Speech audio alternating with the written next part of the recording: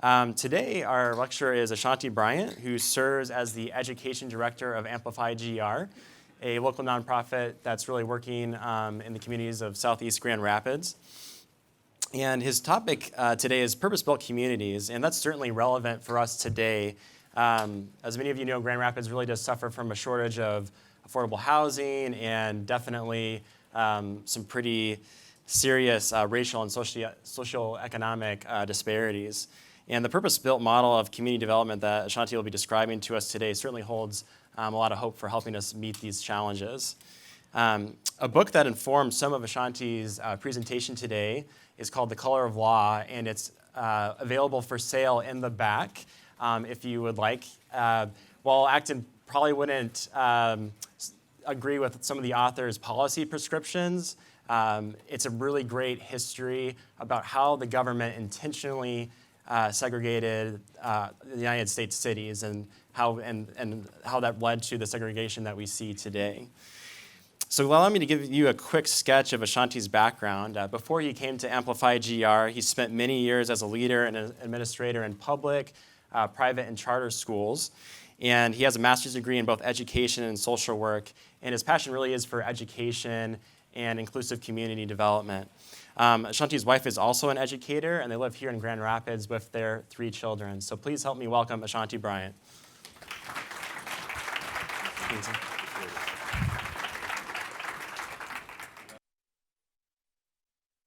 Wow. Good afternoon, everyone. Appreciate it. You have food in your mouth. You're excused. You're excused.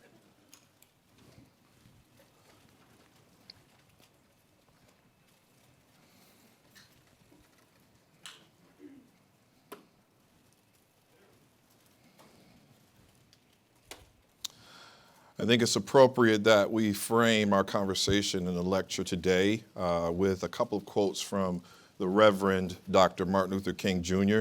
as we celebrated his birthday as a federal holiday on Monday. And in one of these quotes, Dr. King talks about segregation, and he says, "Segregation not only harms one physically, but injures one spiritually. It scars the soul. It is a system which forever stares the segregated in the face, saying, 'You are less than, you are not equal to.'" Another quote, again, to frame the conversation in the lecture, Dr. King writes and says, "Human progress is neither automatic nor inevitable. Every step toward the goal of justice requires sacrifice, suffering, struggle, the tireless exertions and passionate concern of dedicated individuals." I want to talk about and frame for us poverty. Poverty continues to undermine the American dream. 39.7 million Americans are living in poverty today. That's more than 1 in 10 Americans. In 2017, just a couple of years ago, Americans living in poverty fell from 40.6 million in 2016 to 39.7 million. Although this is down, this is still a staggering amount of people living in poverty, more than 1 out of 10 Americans. Children experience poverty at higher rates. 12.8 million children are living in poverty today. That is more than 1 in 6 children. For people under the age of 18, 17.5%, 12.8 million were in poverty in 2017. This group represented 22.7% of the total population.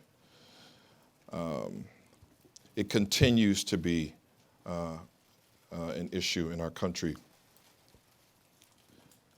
Living in concentrated poverty often has dire implications for children.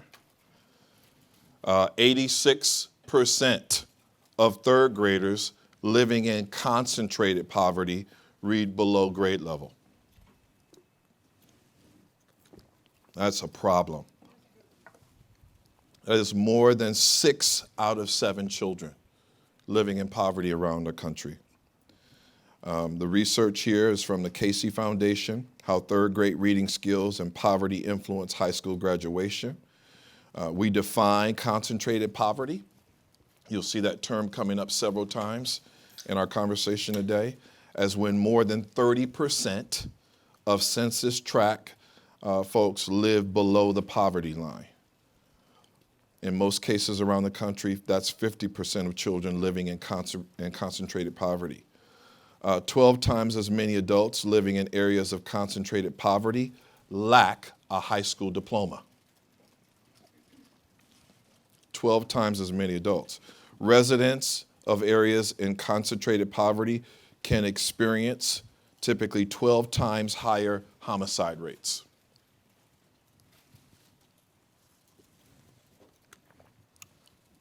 This isn't news to us. In climbing the economic ladder, location matters. You can see here a map that the chance of a child raised in the bottom fifth rose to the top fifth. Location matters. There's increasing research around how zip code impacts life expectancy and or other life outcomes. Zip code. Examples. Zip code it's a better predictor right now in terms of the research. A better predictor of life expectancy than genetic code. Let's go to cities that we know of. Chicago, right up the road. Within a 0.5 mile radius, there's a 16-year difference in the life expectancy of folks living in the city of Chicago. 16 years. In New Orleans, 3 miles, a 25-year difference in terms of life expectancy for folks living in New Orleans, or New Orleans, if you're from that area.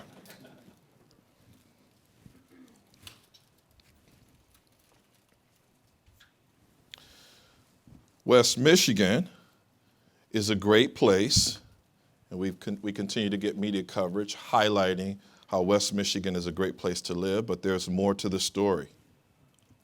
While we have among the best housing market in the nation, 1 in 5 households spend more than 35% of their income on their housing. While we have one of the best metropolitan areas in the United States, in particular for STEM, science, technology, engineering, mathematics professionals, only 25% of 7th graders are proficient in science.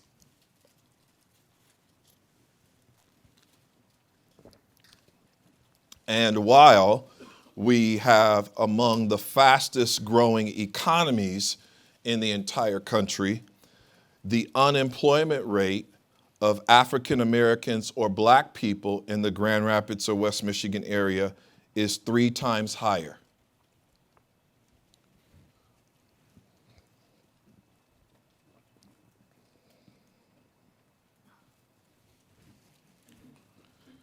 And what we find locally is that this manifests geographically, specifically in the city of Grand Rapids. This is going back to that information around zip code. The economic stress indicators for folks living in 49507, specifically on the map, that red area, and that I would describe that as Hall Street at Fuller, Hall headed west to Division. These are the boundaries of that area. West to Division. Division south to Burton. Burton east back to Kalamazoo Avenue. Kalamazoo Avenue connected to Fuller Avenue back over to Hall Street. That's the specific area that houses several neighborhoods and some of these economic distress indicators. What you see up here is no high school degree. So in that area of 49507, the zip code 49507, different from that Alger Heights, Garfield Park part of 49507, 25% folks with no high school degree. In comparison to 49546, which has only 6% of folks with no high school degree. Poverty rate in that area, about 34% folks living in poverty. In 49546, again, not far from that area, just 10%. The change in businesses, or the economic picture for that area, negative 7.8%, whereas the change or in business for 49546, 0.7%. This manifests geographically.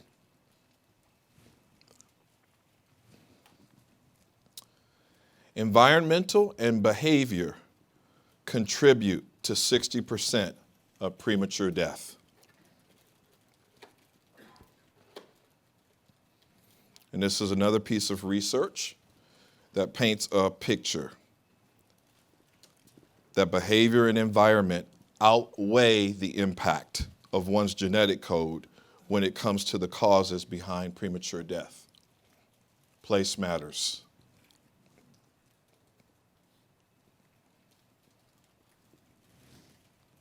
Residential segregation was the most successful public policy of the 20th century. The work of Patrick Sharkey shows that neighborhoods of concentrated poverty play a large role in economic inequality along racial lines, and that dynamic has not changed much in the last 60 plus years in our country. And what you can see there on the maps of Kansas City, Baltimore, Chicago, and St. Louis is how some of the lines divide along neighborhoods and where people are populated. This is referencing one of those policies, which is redlining.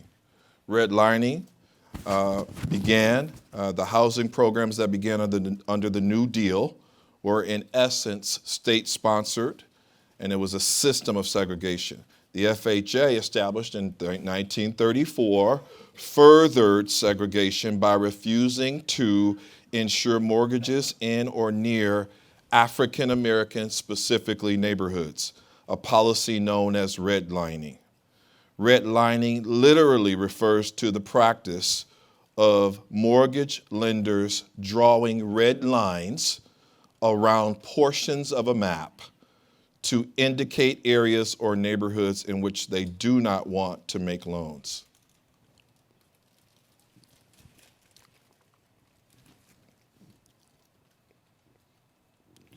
These public policies and private actions have created across our country neighborhoods of concentrated poverty in our cities. These policies include exclusionary zoning laws. We just talked about redlining practices, restrictive covenants, highway construction, restrictions on FHA guarantees, racially segregated public housing, school zone attendance boundaries, labor market discrimination. And Dr. Richard Rothstein, who was in Grand Rapids recently, says in the book, The Color of Law, undoing the effects of segregation will be difficult, but we will first have to contemplate what we have collectively done and accept responsibility.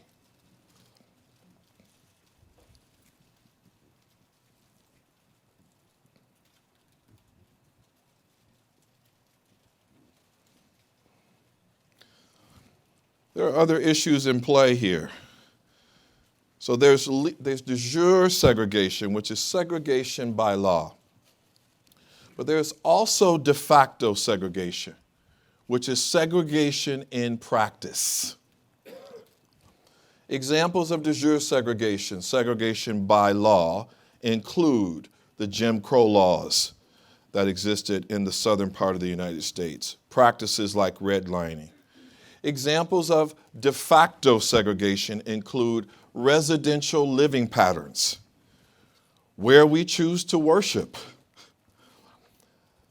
De jure segregation has been ended formally. De facto segregation is actually a choice. What we find, there's actually a rapper. His name is T.I. Any of you listen to rap? It's a rapper named T.I. who was born and raised in a neighborhood in Atlanta, Georgia. And T.I. talks about his experience growing up in that neighborhood, and he is now beginning to move into an initiative similar and in framework to the Purpose-Built Communities Initiative. The name of his initiative and his nonprofit is Buy Up the Block. And he is working to purchase houses and to change the conditions of his neighborhood in Eastlake, Atlanta, much like what we're going to talk about in the Purpose-Built Communities model. This is a real issue. De jure segregation is segregation by law, but what we find specifically as African Americans are educated and become more economically mobile, that they opt out of living in the neighborhoods where they were born and raised, and therefore we are creating conditions around our country by choice now where we have concentrated poverty. Dr. Todd Robinson wrote a book. We do not have that available today. And it was his dissertation, and it's entitled A City Within a City: The Social and Economic Construction of Segregated Space in Grand Rapids, Michigan, from 1945, a 30-year span, to 1975. He later revised this dissertation, and it was published formally in 2013. The book chronicles how the initial lure of social equality and economic opportunity brought migrant blacks from the South to smaller northern communities like Grand Rapids, where they hoped to avoid some of the omnipresent discrimination that was existing in some of the larger, more complex cities like Detroit, Michigan, and Chicago, Illinois. The book also talks about and chronicles how realtors in Grand Rapids and bankers did everything they could to keep blacks in the core city. The suburbs boomed with growth as blacks moved into those areas. And at that time, these areas were considered suburbs, and that includes Alger Heights, Garfield Park, Kentwood, Jenison, Wyoming, Granville, Walker, and Plainfield. In the 1940s, Grand Rapids Public Schools was the model of racial integration, even in some of the core city areas. By 1949, about a decade or so, that shifted. Grand Rapids Public School board members began to enact policies that included gerrymandering of the district and busing for integration. And in those cases, that was the transportation of African American children into schools that were predominantly white neighborhood schools. This was their effort to address over-enrolled schools and to attempt to try to address the racial divide. In the book, A City Within a City, it also chronicles the story of housing. And in the mid-1940s, neighborhoods were actually integrated in Grand Rapids, Michigan. From 50 to 60, nearly 8,000 new black people moved to Grand Rapids. The FHA, the Veterans Administration, and other state organizations had discriminatory policies. Only whites qualified in Grand Rapids, our city, for housing assistance. Realtors, bankers, builders, homeowners did all they could to keep blacks in the center city area, which continues to be the epicenter, if you will, of the African American community in our city. It was understood that blacks stayed in certain areas while suburbs boomed with activity. Again, those suburbs, Alger Heights, Garfield Heights, Garfield Park, Wyoming, Granville, Jenison, Walker, Plainfield, Kentwood. The business-minded city commission put tax dollars into the suburbs while the black or Negro sections of town went neglected. Older, run-down houses, if you will, were available to blacks, often as rentals from absentee landlords. This was in the 50s and 60s. This continues in Grand Rapids today.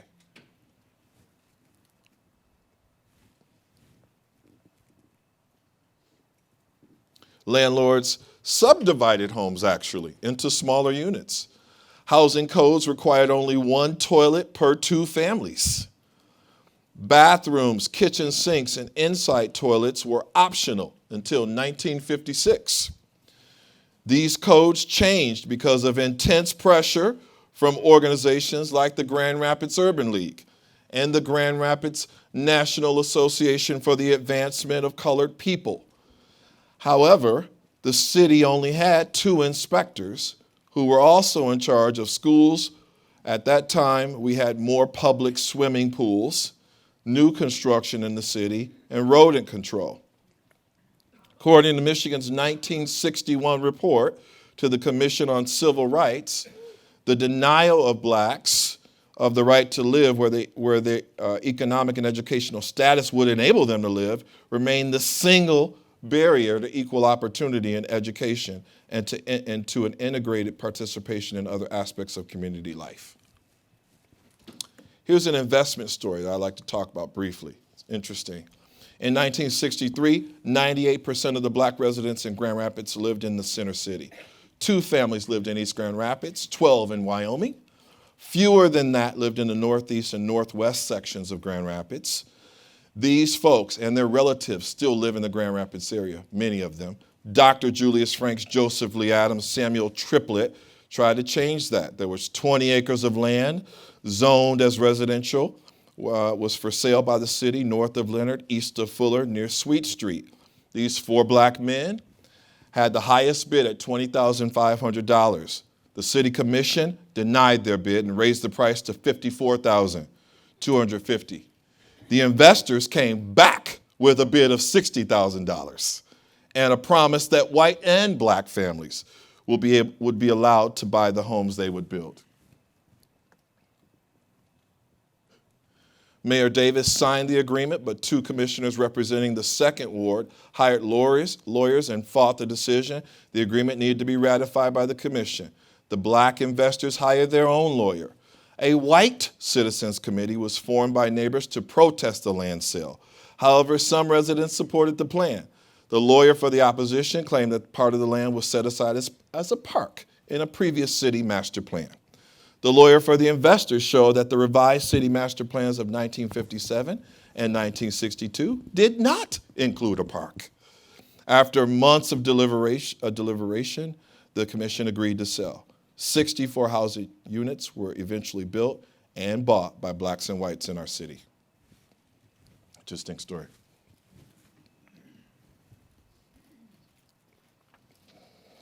In terms of household income of $25,000 or less, this is a comparison of that target area that I described, that specific geography in those neighborhoods, and then also Kent County. I'm going to accelerate a little bit here. Our neighborhood schools and student achievement. If we're going to break the cycle of generational poverty, we have to improve educational conditions for the children who live in our city. There are approximately 8 neighborhood schools in the geography, in and or on the proximity of the geography that I described. Those schools, in terms of their performance on the state standardized achievement test, are at the 21st percentile or lower. And we are talking about the education of predominantly African American and Latino Hispanic children, and many families coming from other countries, an increasing population of folks in that geographic area.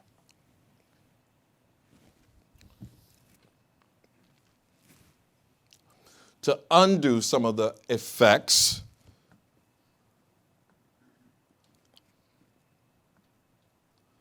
of these public policies and private actions that have created concentrated poverty and conditions where people are unable to thrive in cities, even in the city of Grand Rapids, one of the most philanthropic cities on the face of the globe, perhaps we can begin to consider and employ a place-based strategy to see change in those neighborhoods and communities.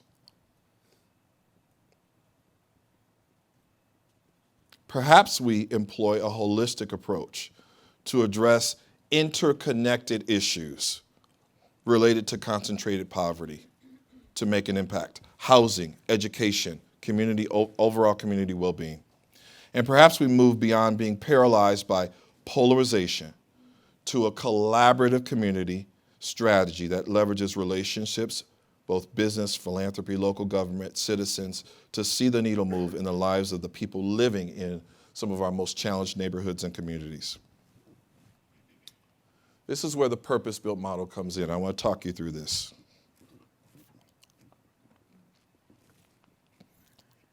Purpose-built model, what are the components? It includes a defined neighborhood. So a focus on defined neighborhoods where programs and infrastructure can be established. If we can change the place, we can change perhaps some of the outcomes for the people who live there. Then there's this backbone organization, if you will, the convener, the collaboration builder. Purpose-built communities will refer to this organization as a community quarterback, if you will. Often it is a nonprofit and or a foundation around the country, if you will, which is a nonprofit. It would lead the revitalization by engaging community members and neighbors and citizens, building partnerships, securing funding, ensuring implementation of a housing, education, and wellness strategy as part of the community's vision for its neighborhood. Addressing the issues related to mixed income housing and or affordable housing, but mixed in income. There is increasing research that concentrating poverty contributes to the continual cycle of generational poverty. So deconcentrating poverty and transforming the way residents view themselves and engage in relationships and in their neighborhood. Further, a cradle to college education. An integrated educational pipeline, if you will, that would provide seamless handoffs between early learning, early childhood education, as early as 6 weeks of age, not just 3- and 4-year-old state-funded preschool.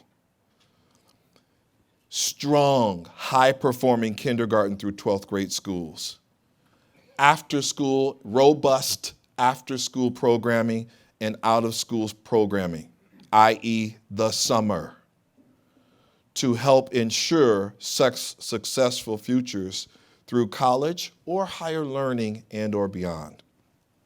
Because college is not necessarily the best next step for all of our children.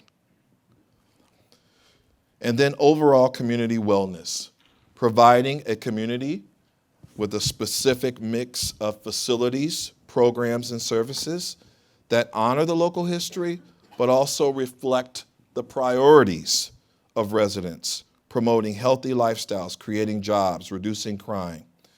In the context of the neighborhoods that we seek to work with in Grand Rapids, Michigan, also there is the issue of lead poisoning.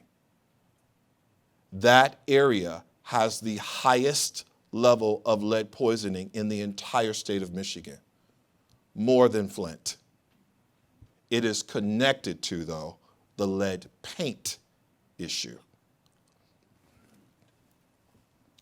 AmplifyGR, a nonprofit in Grand Rapids, Michigan, is working across 4 pillars. We added the pillar of jobs and entrepreneurship.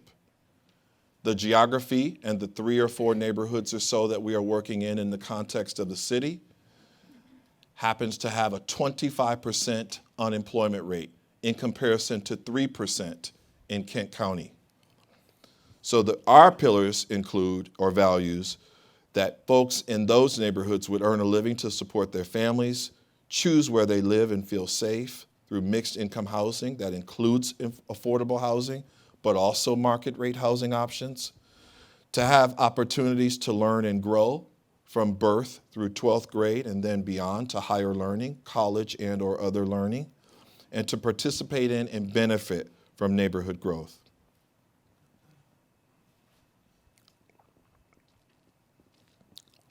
I want to share the information. Again, I serve as the Education Director of AmplifyGR and working specifically on the development of the educational pipeline in those specific neighborhoods and communities within our core city.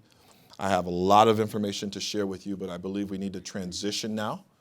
Would love to engage with you with questions that you may have about the purpose-built model, any successes that have come from that, where we are in the city of in the context of the city of Grand Rapids, et cetera. So I think we're going to activate with some questions. Thank you, Ashanti. We have two microphones. My colleague Anna and I both have one. Please raise your hand and we'll get to as many questions as possible. Go ahead, Anna. Thank you. Is this utilized somewhere else in the country? A couple examples from that. And then one other question. My wife teaches at Godwin schools. Mm-hmm. And it seems that irrespective of skin tone, it seems like the children who really struggle are, maybe one of the parents is in jail or parents have a host, myriad of issues. Where do you see that as a factor in the child's success? And is there a way to kind of remedy that? Yeah. So yes, there are other examples of cities around the country that are employing the purpose-built communities model. The most successful and the first of those communities is in Atlanta, Georgia. It was a neighborhood called the Eastlake community. 20 plus years or so ago, that was a lower income housing project, if you know what that is, right? Similar to what you'd see in Chicago, Cabrini Green, Robert Taylor homes, et cetera. That community had some of the most significant challenges at that time. It included things like an 80% unemployment rate, issues around human trafficking and high crime, et cetera.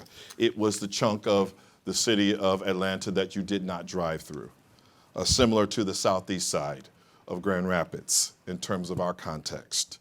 Certain areas that we would not drive through. Lowest performing schools, significant public health issues or so.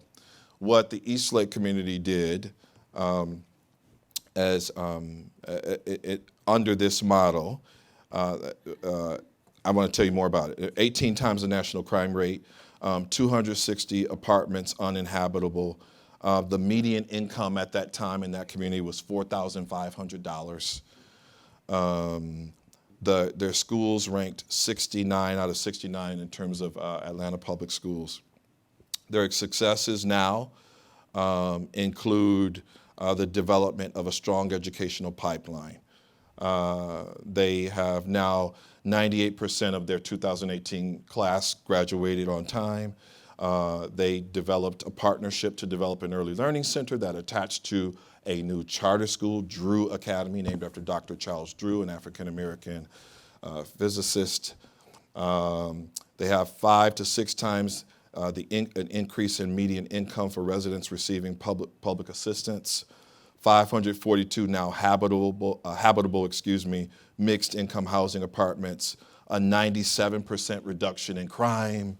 100% of work-eligible adults in subsidized housing are employed, and now their schools are in the top 10%, or within the top 10 of all schools in the city of Atlanta, Georgia. And so there are probably over 20 different purpose-built communities now across the country, of which Grand Rapids, Michigan, in this specific geography is now a part of that network. The second question you asked was related to the issues happening in families and in communities outside of affecting children in school. This is a passion of mine. We could talk for hours. I'm an educator and a social worker. There are many issues related to trauma, related to the experience of children outside of school that impact their learning. What the successes have been in the East Lake community, specifically in Atlanta, they are a result of a significant investment in not only providing a high quality education for the children during the school day, but also supporting their families. So the interconnectedness of family support, stabilized housing, economic opportunity, transitioning community well-being and public health issues, access. We have areas around our country, many of these areas that we're talking about that need revitalization, also are fresh food deserts, if you will. So they don't have access to fresh fruit and vegetables and those kinds of things. So what this school was able to do, and this community in East Lake in Atlanta, Georgia, was provide those services. It takes an investment outside of the per state allocation per child if we're going to fully see the results in the life of in the learning of the children, but in the life of those families in that local community. Yes, sir.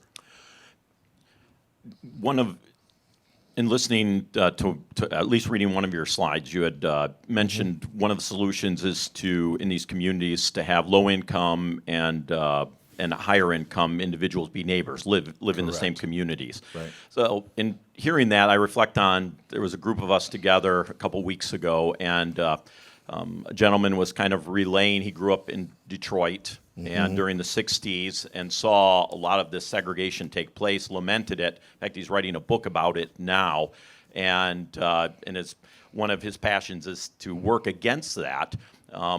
But sympathetic towards this, he said, but I'm sometimes a little frustrated because he said, to leave the community, I would be accused of encouraging and furthering this type of segregation. He said, but to go back into the community, now I'm accused of gentrification. And so he said, I can't seem to win.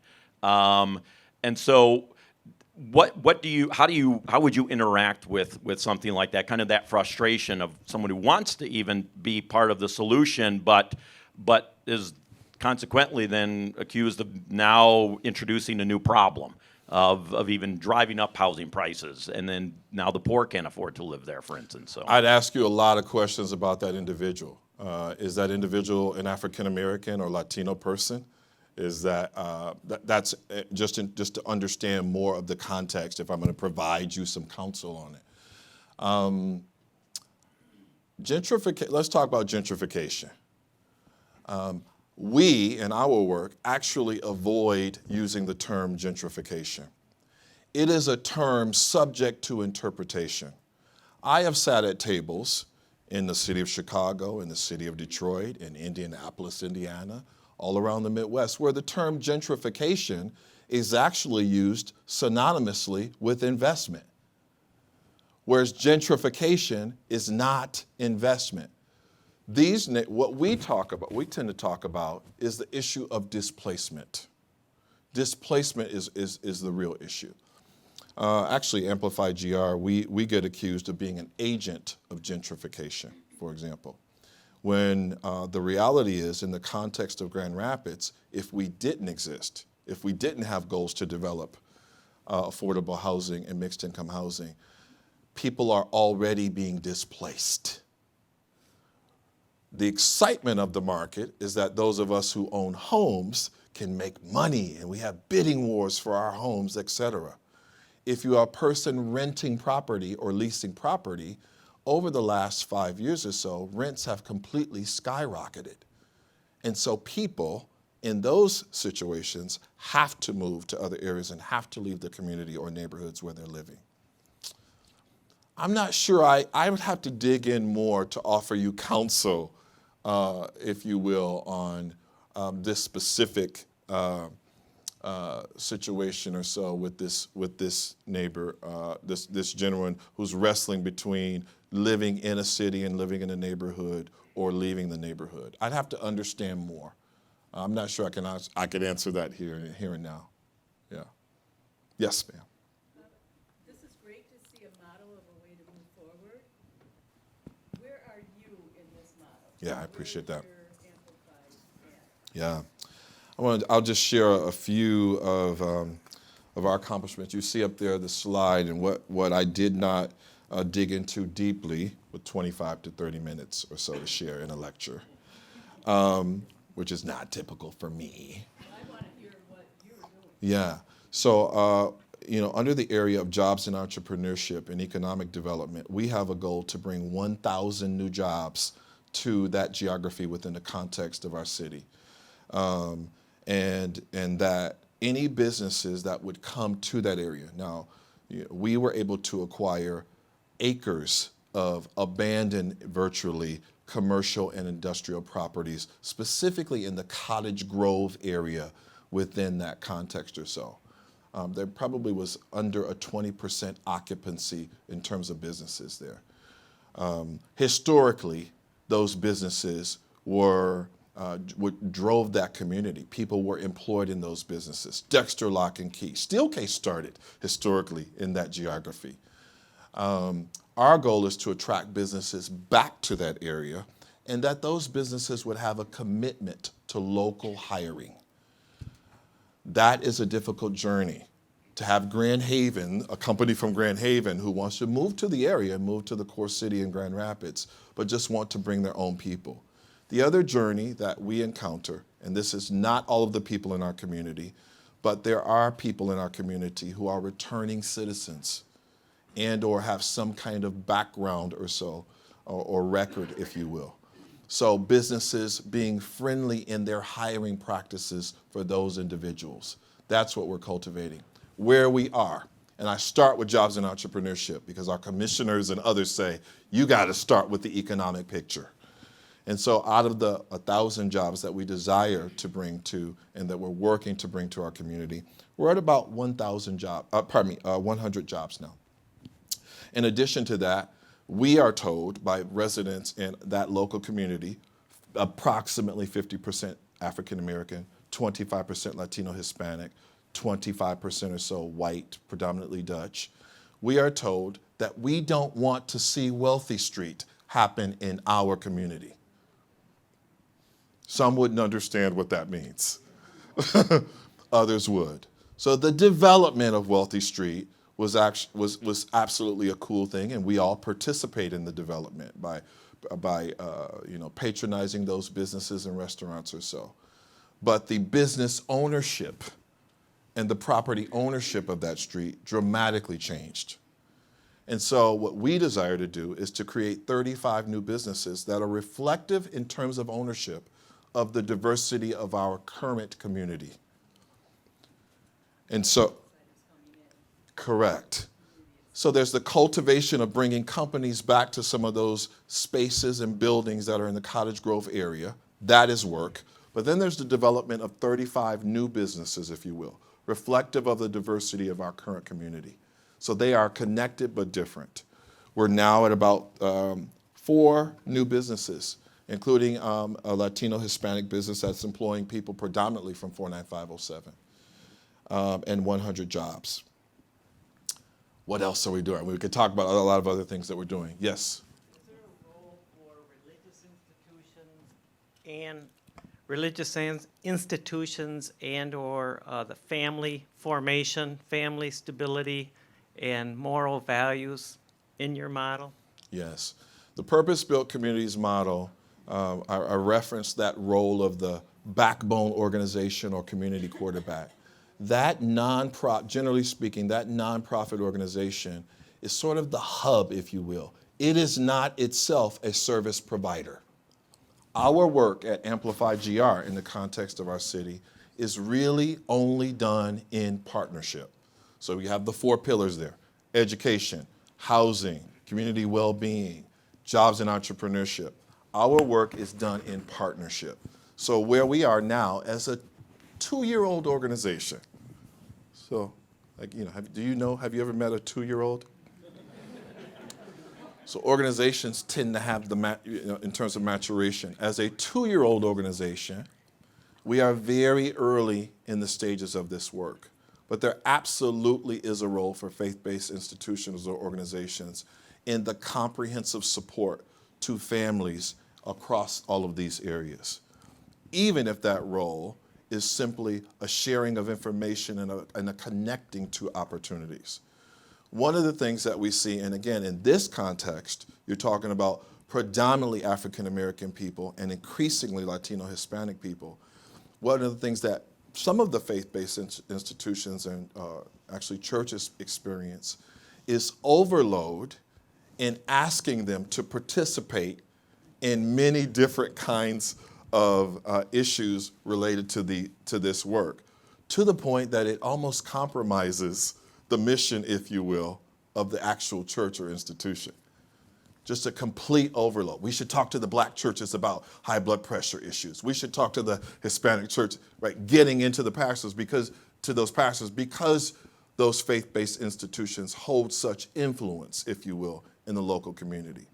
So while there's a role, there's also an overtaxing that sometimes happens in the context of this work that we have to navigate in supporting those pastors. And we know and recognize, though, that those faith-based groups and communities and congregations also have these issues on their radar screen. But we have to navigate that as well. Yes? How well is the Grand Rapids code inspection and enforcement working in those areas? Yeah. I'm the education director, and so my lane is specifically mostly around education. But what we know to be the case is that this is the third ward, and the third ward, and we saw this in a recent MLive article, the third ward has had the least amount of investment of all of the wards in our city.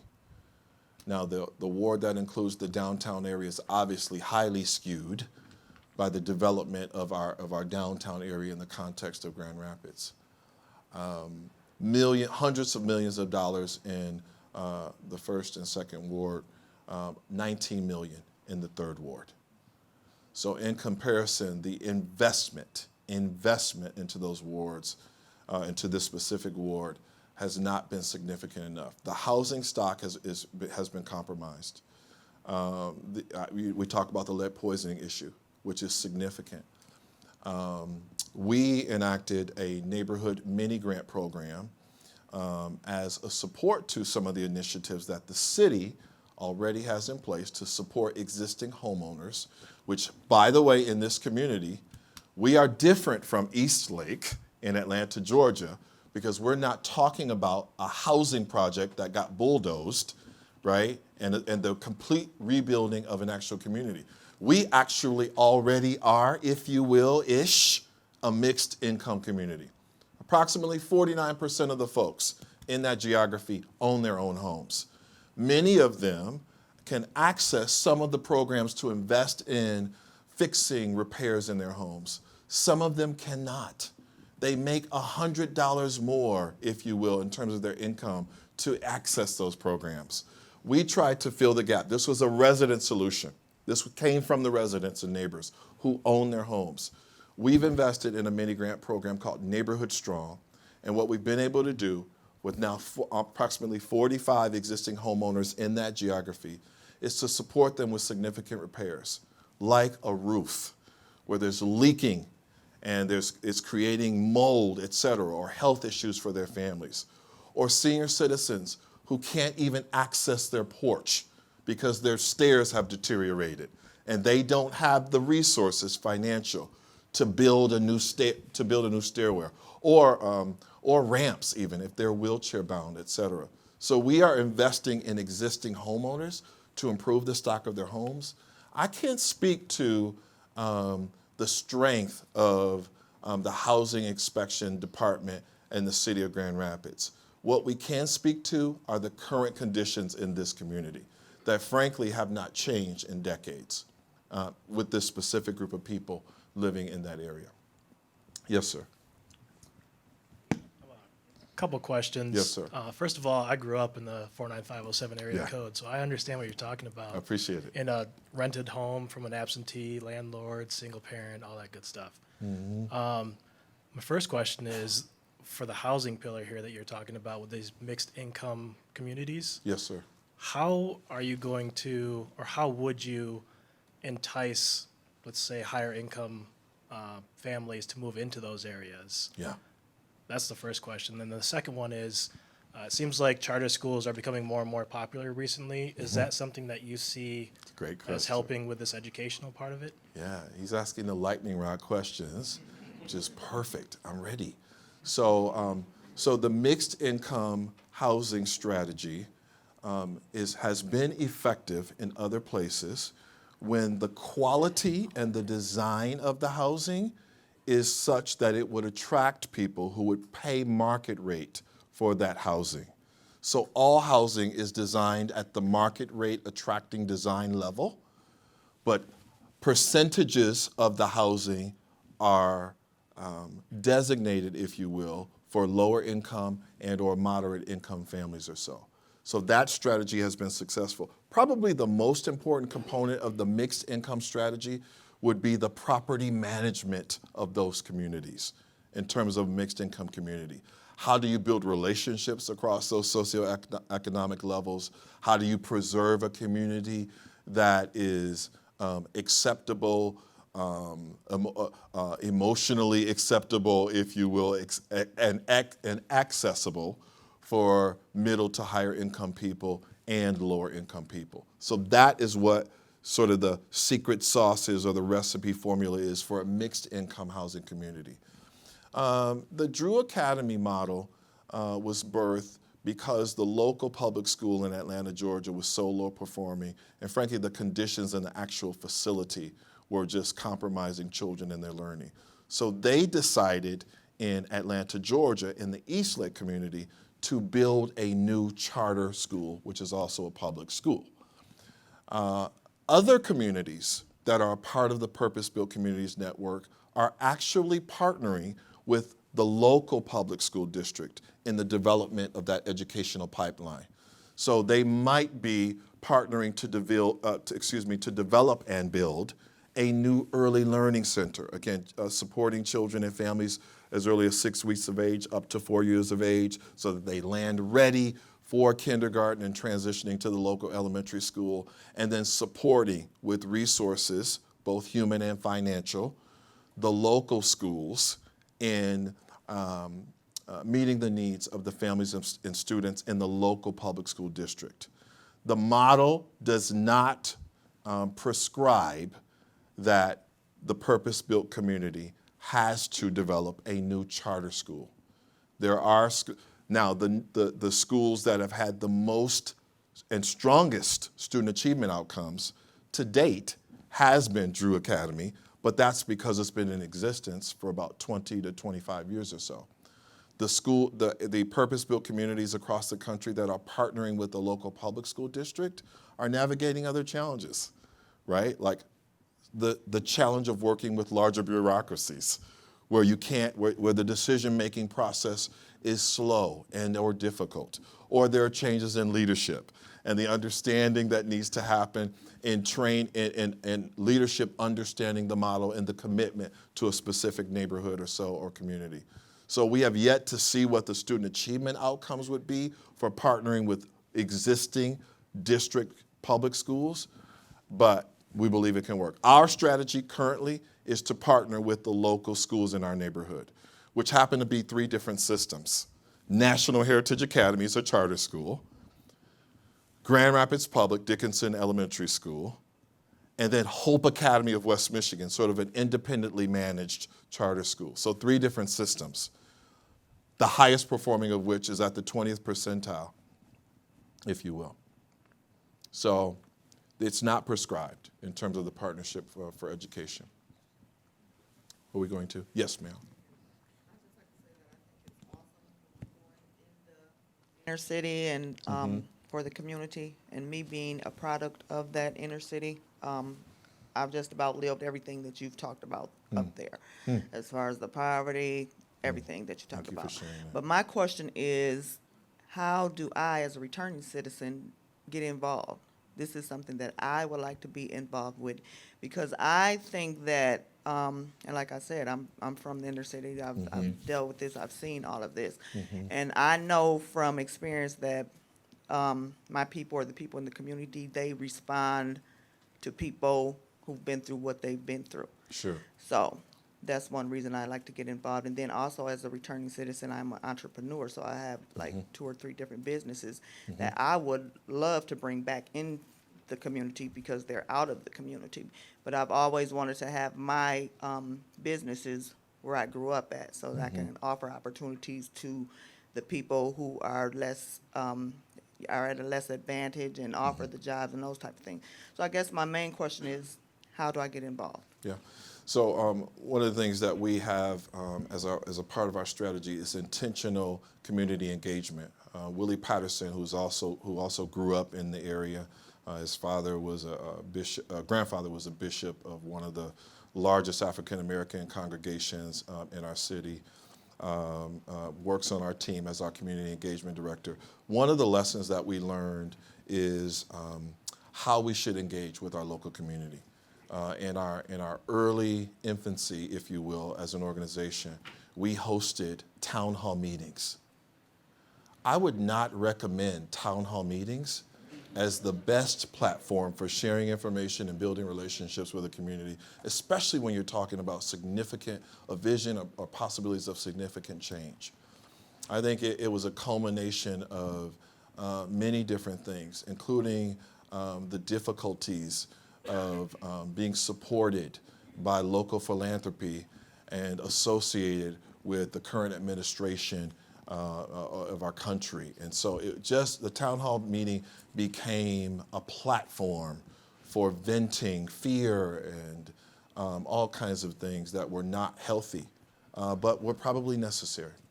So the thing that we've learned is that we need to engage in relationship building and hearing and the shaping of the vision for the community by meeting with the people in the community where they are. So now we eat with neighbors and citizens from our local community as they are informing the strategy. So we host what we call resident meetings, and we gather together, sometimes 10, 15, 25 of us, talking about these pillars. I'm talking about the progress and informing the strategy in these pillars, if you will. I can share my contact information, and we would love to have conversation with you. Do you still live in the community? Well, I live in the Elmsford Heights. Okay, yep,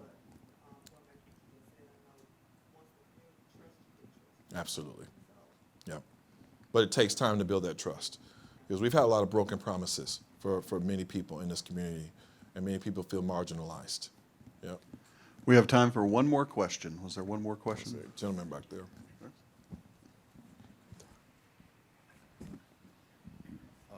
This may seem a bit naive, but of the various resources and members of the community, I was wondering if any people from architecture, urban planning, real estate development, and the financial organizations that go along with them have made themselves available, let's say, to any of your efforts. Yeah, we have existing partnerships with, obviously, Rockford Construction was early on a part of a face for our work in terms of property acquisition, which is an important part of the model, is the acquisition of property if you're going to accomplish some of these things.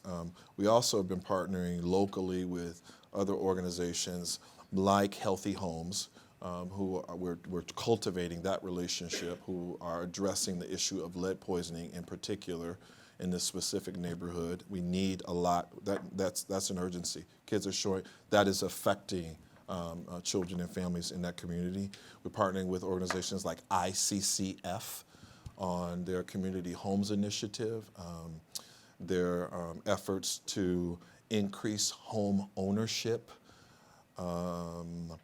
We are also partnering with an organization called Home Repair Services.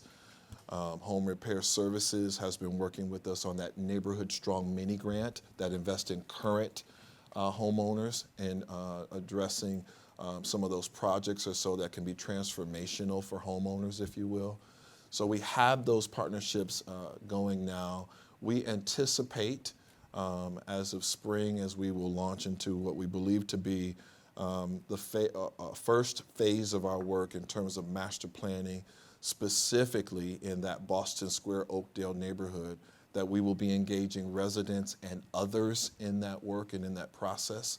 And we're just developing our strategy and our plan for engagement in that process right now. So there will be an on-ramp, if you will, to connect. But I would also just share my contact information and our information if you have interest and or if you would like to connect us to some of those entities. Thank you. Please thank Ashanti Bryant. No, thank you very much.